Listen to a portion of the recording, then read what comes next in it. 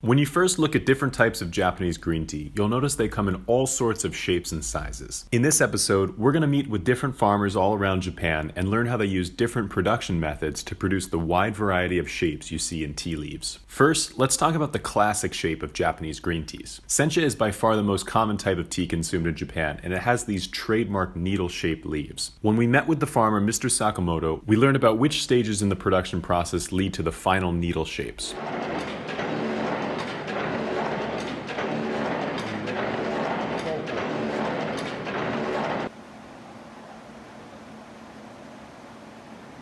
So actually when they enter into the steaming process, the leaves are steamed, or Mr. Sakamoto steams his gyokuro up to 2 minutes, so 1 to 2 minutes.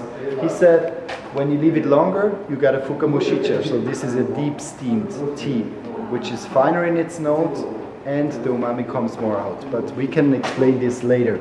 In the next step, the leaves come here into this machine, and you have different parts of the machine here. You can see that it is really turned and it's nearly a little bit beaten and a little bit rubbed. So it really makes the leaves soft after, especially then when you go into the rolling process, and this takes up to 18 minutes. And you have here several machines. You have this one here, this one there, there and there. So this is really the longest period of the whole production process. After we go then into the rolling process, here are the leaves really beaten and softened, then also the taste comes out in the most optimal way. So actually in this machine they use hot air of 300 degrees Celsius to really dry the leaves and bring the moisture of the leaves down to 50%. So here we are at the next production process. Also here hot air is used, and over storage actually the tea comes down, and the moisture after this process is 35%. What is interesting about this production process here on this step is that they're actually using infrared rays to dry the leaves from the inside. So they really bring down not only the outside, they can go into the leaf and dry thanks to the infrared rays, bring it down to a moisture of 35%. So here we are in the first step of taking out the moisture of the leaf. So actually here it's really turned with the machine, and you can already see that the leaves are smaller here. So it's getting really small and drier with each step. So this is 1 point more to bring out the water of the leaves. Although the brush rolling process does allow the leaves to begin to take on their rolled shape, the needle shapes are really produced in this final rolling process where they're brushed against this corrugated metal. They are not rolled back and forth, but rather in a single direction to seal them into tightly rolled needle shapes. As you can see, a large portion of the tea production process involves drying the leaf. While the leaf still has some humidity in it, it is pliable enough to shape. This is why the final drying process only occurs after the leaf has been shaped. While most Japanese teas take on this needle shape, Kame-iracha has a more curled leaf shape. This has to do with a unique step in its production process, the pan firing.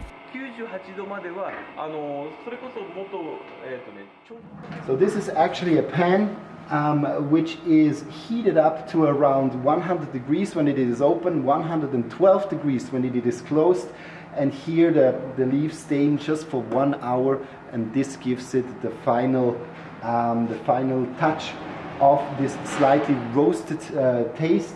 And when you want to do hojicha, you just go up to 140 degrees, and then you're gonna get this dark roasted and nearly chocolatey flavor then out of the hojicha, and these then give the 2 different teas. You may also notice stem teas look very different than other teas because they include these light yellow stems in them. When we met with another group of tea producers in Shizuoka, we learned about how they're able to accomplish this separation of leaves and stems.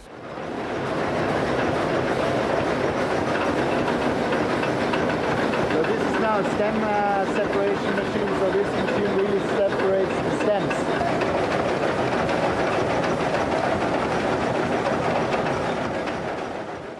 Finally, you may be familiar with matcha, or powdered tea. It really is different than any other tea because instead of being in full leaf form, it's ground into a fine powder. I guess you could consider this powder a unique shape of tea leaf, and we're going to head off to Shizuoka to learn a little bit about how this tea gets into its powdered form.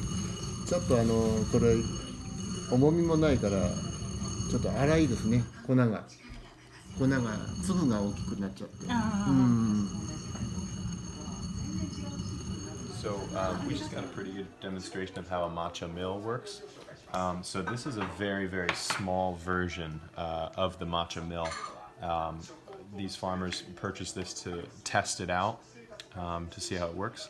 And basically you have these grooves here that are going to grind the tea into a fine powder. So how this would work is you would put this there, and then you would put tencha leaves into this hole right here. And then as you turn, the tencha leaves fall into the grooves, and then they get pushed out as they're grind into a finer and finer powder.